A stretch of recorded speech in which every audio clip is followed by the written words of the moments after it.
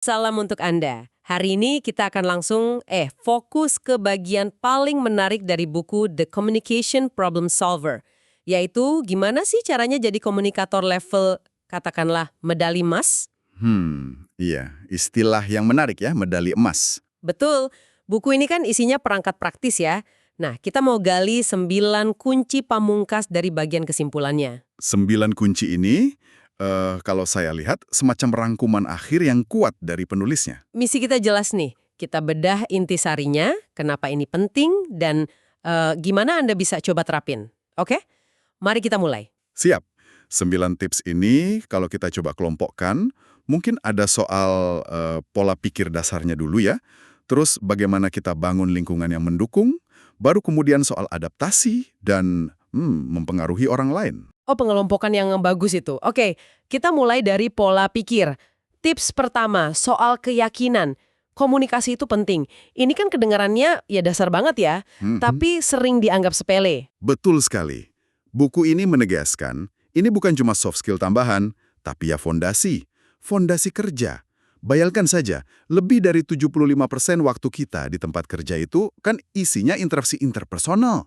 Wow, sebanyak itu ya? Iya, jadi kalau nggak yakin ini penting, gimana mau serius menerapkan hal lain? Kayak kasih umpan balik yang efektif, atau mendelegasikan tugas dengan benar. Semua berakar dari sini. Oke, masuk akal. Nah, selain keyakinan, ada juga soal sikap kan di tips 4 dan 5. Bersikap baik dan bersikap positif. Contoh Marilyn Bogdan atau Bill Torchiana itu menunjukkan ini bukan sekedar basa-basi ya. Jauh dari itu. Sikap baik ala Marilyn itu menurut sumbernya bisa bangun loyalitas staf, bikin mereka kerja keras yang nggak bisa dipaksa gitu aja. Sementara sikap positifnya Bill Torchiana itu pilihan sadar. Dia memilih untuk positif, membangun visi positif, dan itu yang narik orang lain ikut. Apalagi kalau lagi susah. Jadi ini alat strategis ya? Bukan cuma orangnya baik. Tepat. Ini soal memilih pendekatan mana yang paling efektif untuk mencapai hasil. Oke, pola pikirnya buat. Sekarang ke lingkungan. Tips 2 dan 3. Ciptakan lingkungan positif dan bantu staf merasa baik tiap hari. Contoh Bernie Haas sama Balboa Bay Club itu kan menyoroti soal konsistensi ya? Betul. Lingkungan positif yang dirasakan Bernie Haas itu bikin orang bisa fokus kerja. Nggak habis waktu buat drama kantor gitu. Iya, iya. Dan konsistensi di Balboa Bay itu kuncinya. Ekspektasi jelas, terus dikasih umpan balik rutin. Nah, ini yang bikin karyawan merasa dihargai, termotivasi. Jadi lingkungan positif sama perasaan baik staf itu saling terkait erat. Nggak bisa dipisah. Lalu ada tips ke-6 soal menghilangkan hambatan komunikasi dan mendukung karyawan, contoh Irene Goldberg yang geser meja tuh waktu konkret banget. Iya kan? Itu tindakan nyata, menghilangkan penghalang, baik fisik kayak meja itu, atau ya psikologis. Dan yang penting juga manajer siap turun tangan bantu staf kalau ada masalah. Ini membangun kepercayaan, bikin komunikasi jadi lebih mudah dan aman. Oke, nah kita masuk ke area ketiga nih, adaptasi dan pengaruh.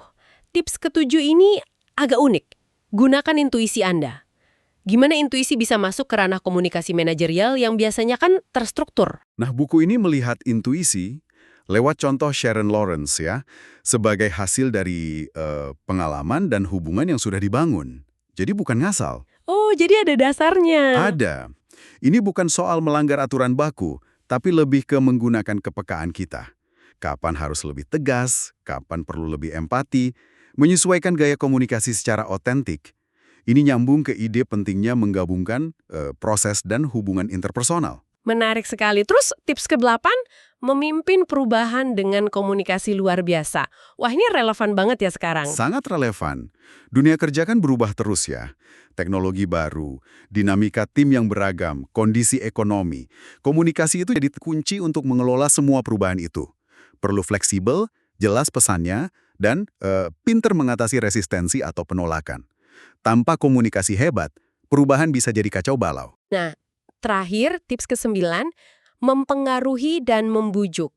Apa bedanya ini dengan, katakanlah, sekedar memberi perintah? Bedanya, krusial. Ini bukan lagi cuma kerjakan ini, tapi lebih ke menjelaskan kenapanya, logikanya gimana, manfaatnya apa buat mereka, buat tim. Jadi lebih ke why-nya ya. Betul. Ini menumbuhkan yang namanya buy-in. Jadi tim itu benar-benar beli idenya, setuju. Dan juga rasa ownership, rasa ikut memiliki. Mereka jadi merasa ikut bertanggung jawab. Ini penting banget buat kolaborasi yang efektif di zaman sekarang. Jadi 9 tips ini kalau kita rangkai ya, membentuk semacam peta jalan ya, menuju komunikator medali emas itu tadi. Mulai dari bangun fondasi pola pikir yang benar, terus ciptakan lingkungan yang kondusif, lewat tindakan nyata dan konsisten, sampai mengasah kemampuan adaptasi dan mempengaruhi secara otentik. Tepat sekali. Dan ini kembali ke Anda, para pendengar. Dari 9 tips ini, ada nggak satu area, mungkin pola pikir, atau lingkungan, atau soal adaptasi yang paling klik buat Anda? Satu langkah kecil aja dari tips ini yang rasanya bisa langsung Anda coba, mungkin besok.